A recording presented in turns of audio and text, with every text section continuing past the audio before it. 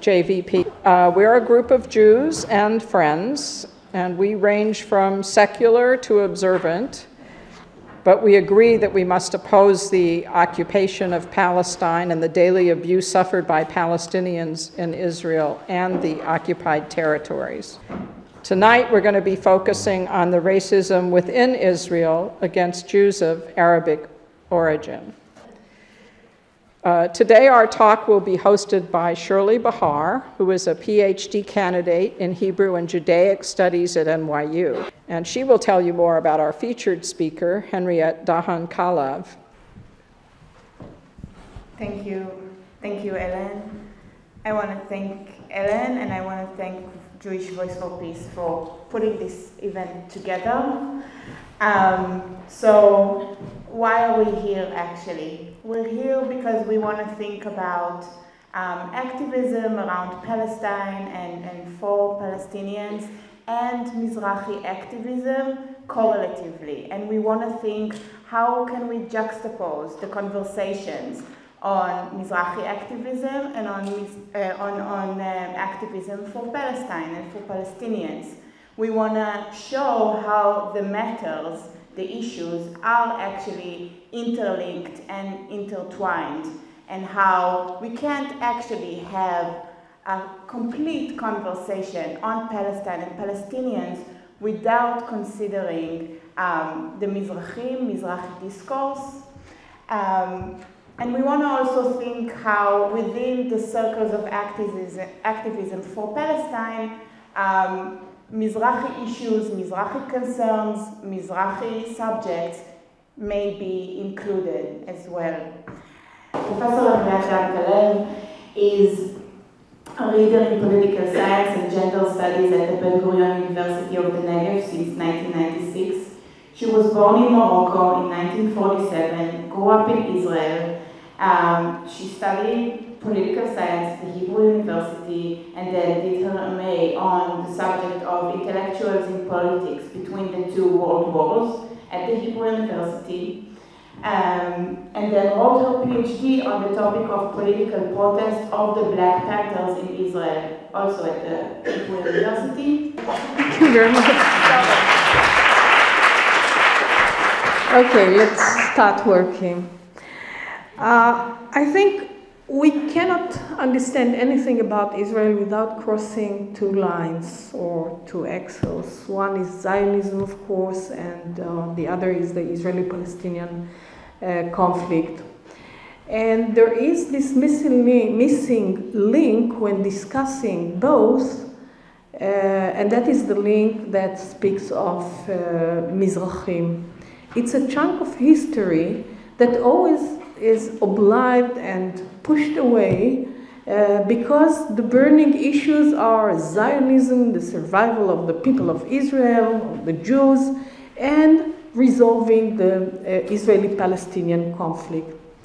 And it so happened that MIZRAHI is always a black hole of many people who are interested in erasing the racism in Israel, in bringing an end to the oppression of Palestinians, either within the Green Line in Israel or outside in the settlement and the occupied territories. So therefore, the result is that the international discussion, either within those who are interested in the favor, in bringing an end to the conflict, or those who have interest in cultivating the conflict, there is always this black hole of full of prejudice and not knowing what MIZRAHI is. So with your permission, what I do today is I will draw your attention to history, although it will not focus on the Israeli-Palestinian conflict, but I do hope that following what I'm saying, questions will be raised, and I will discuss them as far as I'm capable to provide answers. And if the discussion allows the time, then we go on as much as I can answer the questions. So as I say, the two issues that we have to discuss from the beginning is Zionism and the Israeli-Palestinian conflict. When we discuss the Israeli-Palestinian, sorry, let's start with Zionism. When we speak of Zionism, we speak of ethos, we speak of ideology. The ideology is of the founding father to make a revolution in the Jews from the diaspora. So there are three negative positions that are embedded in Zionism. And that is the anti-diaspora, anti-religion, and anti-tradition. The idea of the pioneers coming from 1882 onwards up to the establishment of the State of Israel and even after that was to create a new Jew that is based on negative, on not to be religious, not to be traditional, not to be diasporic. That meant that, that was meant to bring up into a unification of the Jews from abroad to Palestine. And speaking of coming to Palestine, it was not a very peaceful process. It was involved with all the that is using violence from the beginning in order to establish the state of Israel and the Yeshuv, the settlements before the establishment of the State of Israel. Everything was built on violence.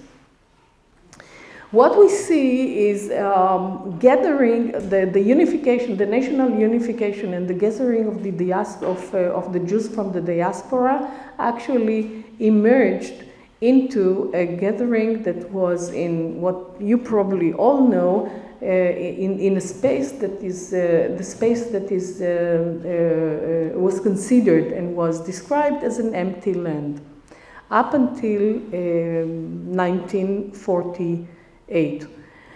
In 1948, again, this is known history, but it's very important to understand that expelling the Palestinians from their homes, from their towns, from their settlements, from their villages were not evacuated completely, and more than 10% of the Palestinians who remained within what became the established state.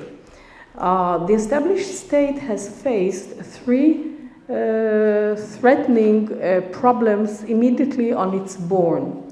And the three problems were the threatening of the existence of the newborn state were one, the famine, the economic crisis. The other one is opening the doors to the mass immigration, and hundreds of thousands of Jews came to Israel, both from the survivors of the Holocaust and the Arab and Muslim countries. And the third one was the threat of what then was the 22 Arab states that did not accept the existence of a Zionist newborn state. I will not focus on the economic crisis and on the wars, only later on I'll speak a little bit about that. But I want to focus on the mass immigration of the Jews from the Arab and Muslim countries. And here I want to touch upon one of the points that Shirley has mentioned. And may I quote Simone de Beauvoir, who said, one is not born a woman, one becomes a woman. And this is exactly where one in Israel was not born a Mizrahi, one becomes a Mizrahi. And I think the rest of my discussion will be how people who came from all over the Middle East, beginning from Kurdistan, Turkey, Iraq, Syria, Egypt, Algeria, Morocco, etc., became a whole mass population that was called in the general name Bnei Edot HaMizrach, the children of the ethnic group of the Oriental. So what we had there is that the founding fathers panicked. What they saw in front of their eyes were people who are not like them in the sense that they were not pioneers. They were not. They did not have light skin like theirs, like coming from Eastern Europe, coming from Eastern Europe, and adopting the modern secular ethos.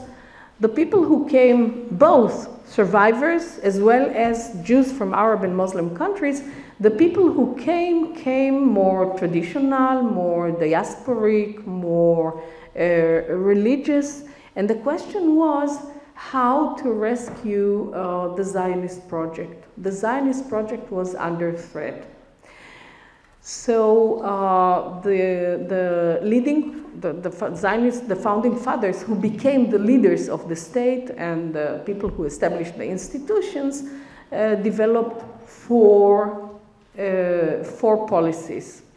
The heart of these four policies was to separate between the Jews who came from Arab countries and resembled the Arabs who stayed in Israel and the Arabs who were surrounding the state of Israel, how to separate between them and to avoid the unification of Arab Jews with Arab non-Jews, that is Palestinians and Christians, and how to achieve the unification of the nation of Israel, that is the gathering of the diaspora, of the Jews of all diaspora.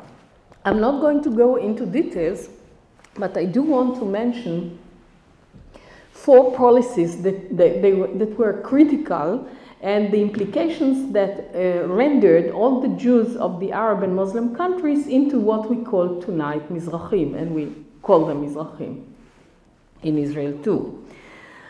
The first policy was to separate on the space geographically to make sure that the Arabs will not mix with Mizrahim. That was under the decision to put a military government on the Arab Muslim who remained in Israel. And I'm talking before 67, we'll get to 67 and discuss it further. But to secure the separation of the Arabs, of the Arab non-Jews who remained in Israel, not to mix with Jews, either European or Jews from Arab and Muslim countries, that was one decision.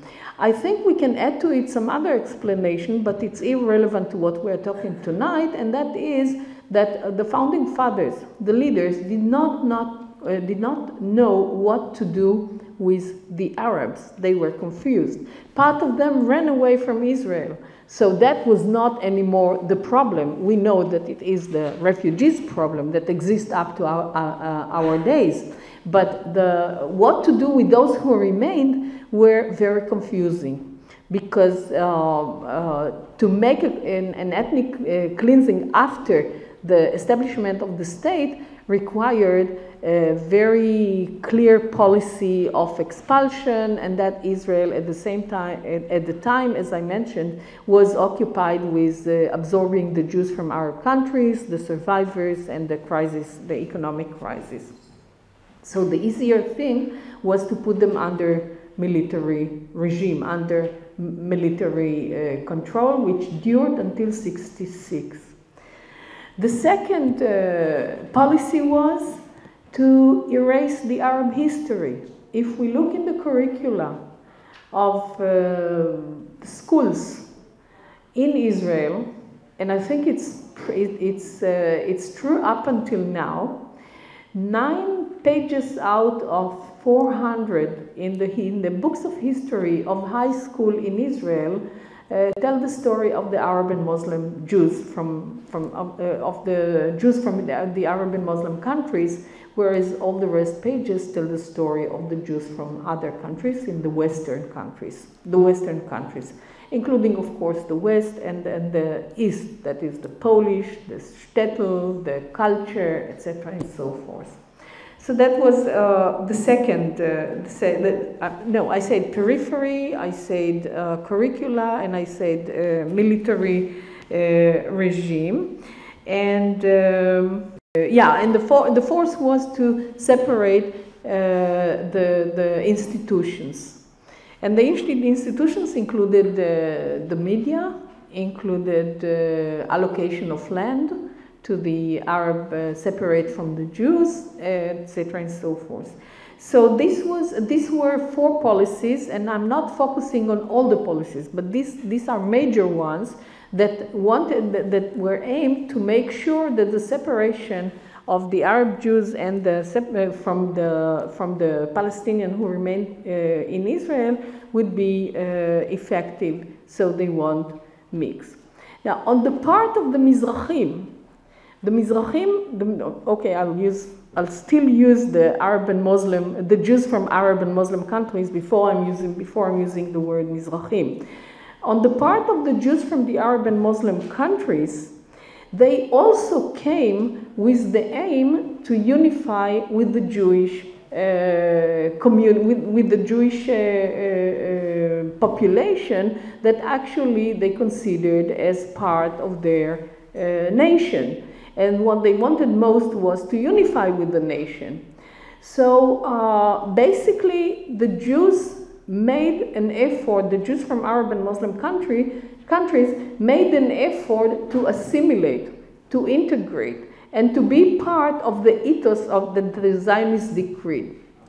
Only there were some characteristics and features that stood on the way, and in addition to the requirements to separate themselves from the Arab world, the Arab language, the Arab culture, the Arab traditional way of praying, the Arab religious patterns, etc., and so forth.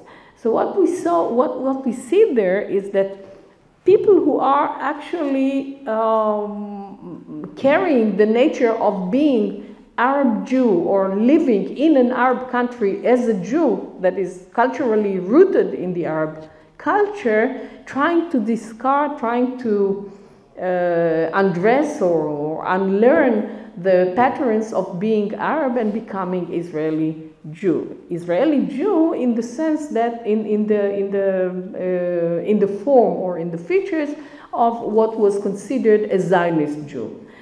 Just to make it more plastic, I will give you 2 stereotypes that were already rooted in the 60s, in 50s and 60s, very deep in the Israeli culture, and that is, on the one hand, the caricature of Dosh. Perhaps some of you saw it. The caricature that's called Srulik. Srulik was the Sabra. The young 10 years, drawn like a young 10 years old child, with blonde forehead, with chutzpah, with characterized, dressed like in biblical sandals, and presenting the ideal new Israeli in the new state. But this was only in the imagine of those who created it. That is, Zionists themselves looked no less diasporic than Jews from Arab and Muslim countries. But this is what they wanted to look like. As opposed to this stereotype, we have the stereotype created in '56 through the film, the play of Ephraim Kishon. Ephraim Kishon created Salah Shabati. Salah Shabati was in the image of an Iraqi Jew dressed in a pajama, vulgar, uneducated, primitive. In other words, this started to mark the division between the people who came from Arab and Muslim countries and people who came from the West European countries. Although there was not one couldn't say that there was a national unification and revival of a modern state that is anti-secular, anti-traditional, and anti-diasporic, as I said in the beginning. The process of establishing a nation based itself on renovating or innovating people, based itself on these imaginative contrasts, but also these imaginative contrasts were becoming true. That is, Jews of Arab and Muslim countries who had difficulties to assimilate and to integrate into this unification, those who failed to discard their culture, even if they wanted, because many of the MIZRAHI, of the Jews of Arab and Muslim countries, did want to integrate. Those who failed into the category that became Salah Shabati, or what was already called then in the late 50s, the Second Israel. By saying the Second Israel, actually we're saying that the Zionist ethos failed, that the unification nation failed. And why did it fail? Because the population of Arab and Muslim country, the population of the Jews from Arab and Muslim country, actually failed to assimilate and gave Israel what it feared most, or gave the founding fathers actually what they feared most, and that population of Israel is unavoidably partly of Arab origin. So the illusion that we have here a people, a Zionist people, a Western people, although it was distributed all over internationally and the image of Israel was an image of a Western country in the Middle East, practically, actually, the population was not a population of the West. It was a population that was half belonged to the Middle East, but separated, as I said, because of the policies that the founding fathers insisted on using violent practices. And the other part was the one that was leading and hiding and I think blocking what I called in the beginning the black hole, not showing that the society actually consists of Arab and Muslim Jews and not only of European Western Jews.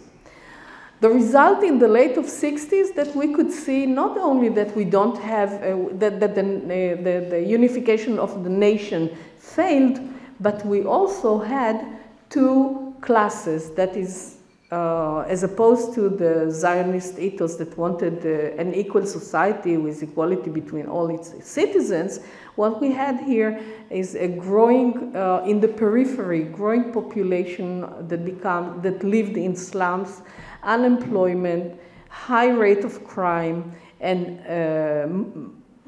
the vast majority of them were of Mizrahim. I'm making a break here in order to say that although the situation of the Palestinians within the Green Line was even worse than that of the Mizrahim, it was not on the table. It was hidden, nobody spoke of it, and I think I mentioned already at 1966 the military regime was removed, and only then how devastating the impact of the military regime was uncovered for the first time, actually. In 59 and 60 and 71, we had two bursts of people who were called the children of the MIZRAHI ethnic groups. And these two bursts were very violent and very spontaneous. That is, Mizrahim who failed and discovered that actually they are not as equal, they don't assimilate, they don't belong to the Jewish Israeli society that wants to renovate itself, actually. The idea is that resistance on the part of Mizrahim existed and burst out in 59 in what we call the riots of Wadi Saliv in Haifa, and the demonstrations of the Black Panthers in Jerusalem, MIZRAHI, which spread out all over the country. The violent riots, for the first time, mentioned two points that make the Mizrahim from that time onwards. And that is, most of the claims were, you are discriminating us because we have black skin, because we are black, because we are from Morocco, from Iraq, from Syria, and we are not Jewish, equal Jews, just as the Ashkenazim are. And the word Ashkenazim was heard for the first time. I'm talking about two neighborhoods. I said Wadi Saliv and MIZRAHI. In Wadi Saliv, they were mostly Moroccan living in Arab neighborhoods that where Arabs lived before and were expelled from there. And in MIZRAHI in Jerusalem was the same thing. Actually, with MIZRAHI, there was something very interesting. Moshe Dayan, who was the commander of the division of Jerusalem, at that time wanted to put a living border between the East Jerusalem, where the Arabs were, and West Jerusalem, where the wall before 1967 was. And therefore, he suggested to put there the MIZRAHI, the Jews from Arab and Muslim countries, immigrants, to live within this neighborhood. Again, MIZRAHI was a neighborhood of Arab inhabitants. They were expelled from there, and these were homes of Palestinians who were not living there anymore. So in these two neighborhoods, the riots burst out with violence, saying that we are secondary Jews, there is racism, and we are discriminated against because we have darker skin, because we come from Arab and Muslim countries. To make it more complicated, they used the title of the Black Panthers. The Black Panthers, who Golda Meir at the time was informed that the Black Panthers were also anti-Semites, which made her furious even more than she was.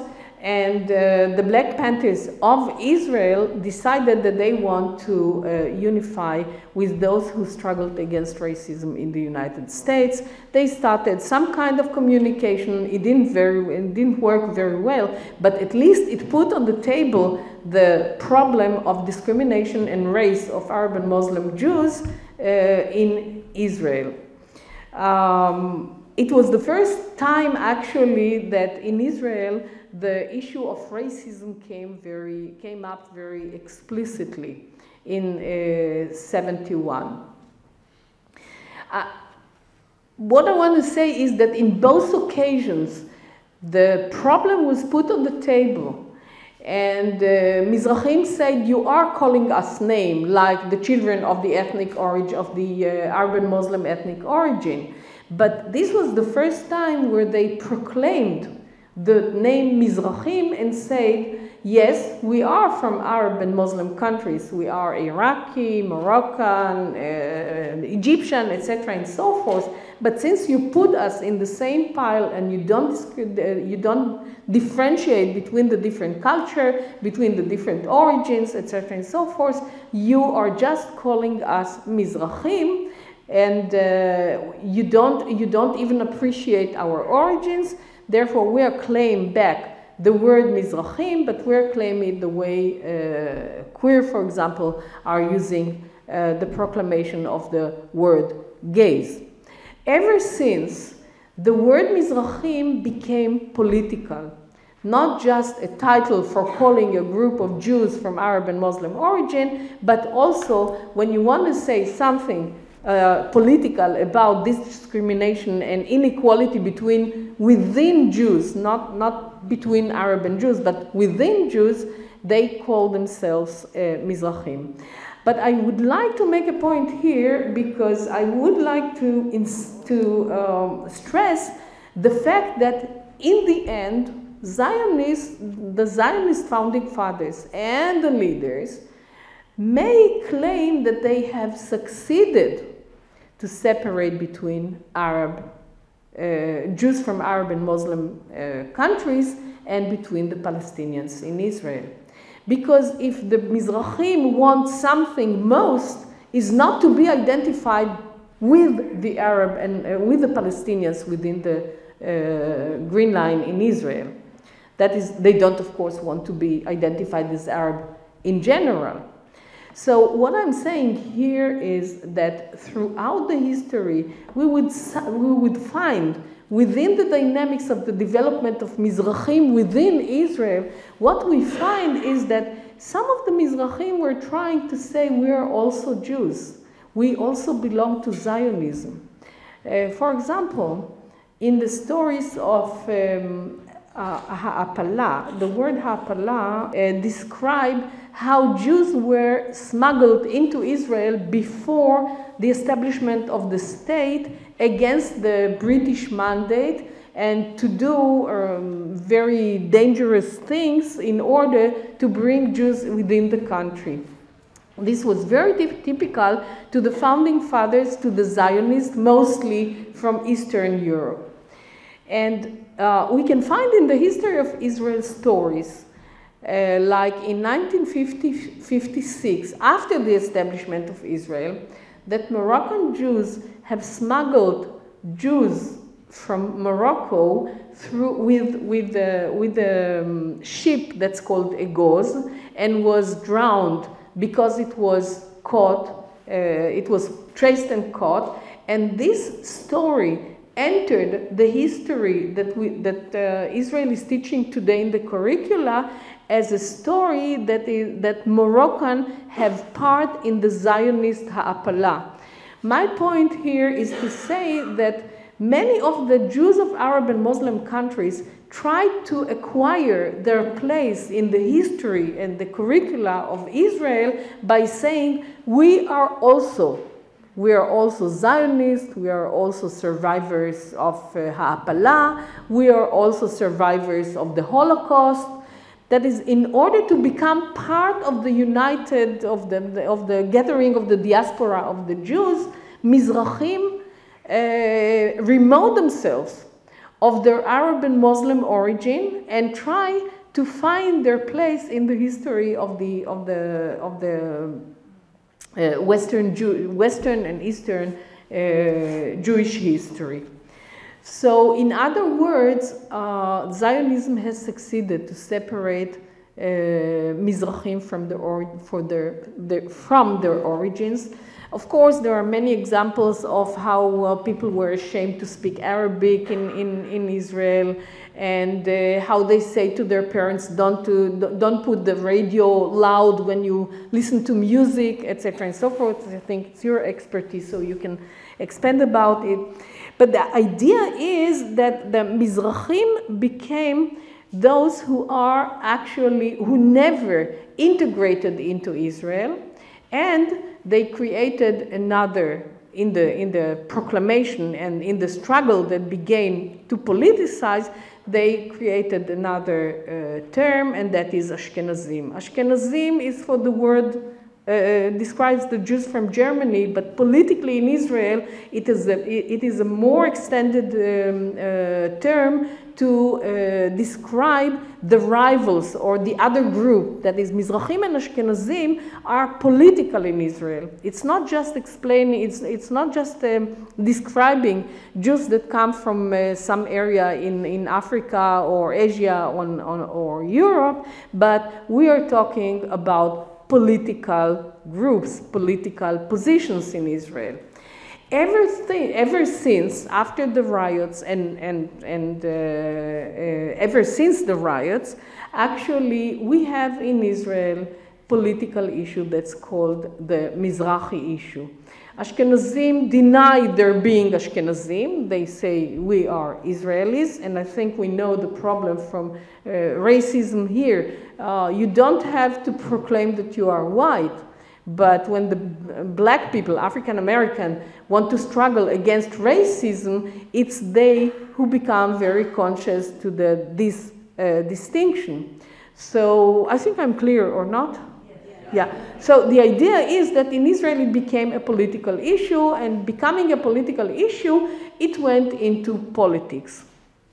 I want to put a finger on the abuse of this politics.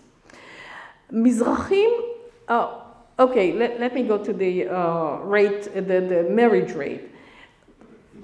Or before I'd say, speaking of Zionut today is not like speaking of Zionism in the beginning of the state or in the 1882. I'm talking about the dynamic ideological process. The same is with Mizrahim. That is, when we spoke on the immigration of the Jews in the establishment of the state, and when we speak of Mizrahim today, it's two different things. For example, there is no election campaign that does not use the issue of Mizrahim. Even though among many Mizrahim, like of course Ashkenazim, they deny that there exists the issue of Mizrahim.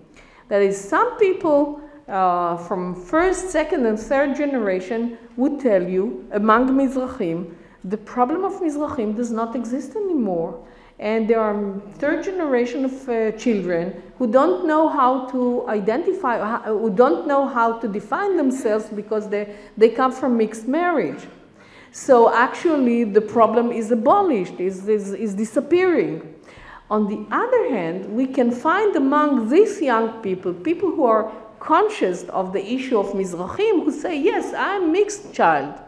But still, I cannot forget how my parents were humiliated. I cannot forget how suffering my father was remoted, living in the periphery, paying the high price of being separated from his or her culture, etc. and so forth. And therefore, I want to mend the history. I want to fix the history. I want to recover. I want to mention. I want to study. I want to write about the history, etc., and so forth. So what I'm saying here is that perhaps personally the problem of Mizrahim does not practically exist because many of the Mizrahim made it. Some of the Mizrahim still live in the periphery. Many of the Mizrahim still consist, the slums or the slum still consist of Mizrahim. But first, they are living separately from the Arab population, which I will try to say a few words now, within the Green Line. And the other is that they use or abuse the issue of the election campaigns. Within the election campaigns, many politicians keep on using the Mizrahi issue because it brings it supposedly, not in all cases, it brings electorate. It is more specifically in ultra-Orthodox religious Mizrahi parties such as Shas, and every big party that wants to have the Mizrahi vote will bring a token politician, will put someone who symbolizes the Mizrahi ideology, etc., and so forth. I have spoken as if there are no settlements. I have spoken as if there is no occupation. I have spoken up to now as if there is no racism and discrimination against Palestinians. And that's because I really wanted to concentrate for once only how the Mizrahi phenotype has been created in the Israeli politics. I would like to touch upon that, upon the settlements and the politics. That is, I spoke of the politics as the Mizrahi component, although it is not personified in the body of the Mizrahi person, it is an issue. That is, it has a political weight. It is politicized. And even though we can't speak of really clear Mizrahi identity, that is, who is a Mizrahi in Israel. Sometimes the question is whether if you're coming from a mixed marriage, it's very difficult to identify you. Nevertheless, if you carry the consciousness of being Mizrahi and of being remote or living in the periphery and remembering, as I said, the suffering from that you heard at home, you would carry the struggle of being Mizrahi. Now, right after 67, after the war of 67, after the occupation of the territories beyond the Green Line, and no one guessed that it's going to take decades and decades and decades. The problem was the problem of the second Israel, what I called second Israel, the slums, the lack of housing, the unemployment, all these crises. And in 66, it was the first time that there were more Jews leaving the country than Jews coming to Israel. The vast majority of these Jews were Mizrahim. The Mizrahim left, but those who remained in Israel had unemployment problems, living in slums, as I said, high rate of crime, and housing problems. But what was there was the decision to settle the occupied territories.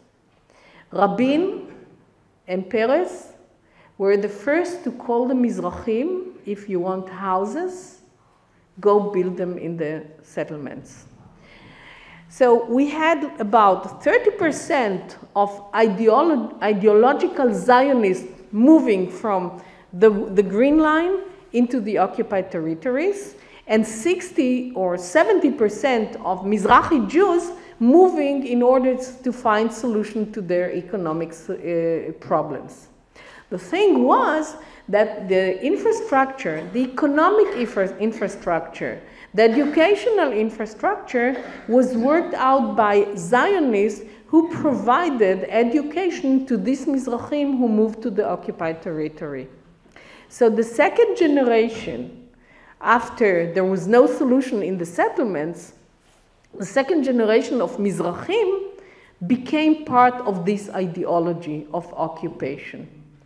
This explains why the disappointment for Mapai is the very old party that was in government for 33 years, the disappointment of the Mizrahim from Mapai and the solution of the problem through the occupied territories, where they could find solution for their problems, the social problem, the welfare problems, etc., and so forth, in 77 brought to the turnover. Mahapach is turnover, right? After 33 years of government of Mapai, of the domineering party, they voted for Begin from the right, from Cherut, from the right party. And that was what happening. That is, from that time on, we could see the turnover of Mizrahim moving from the center left into the right.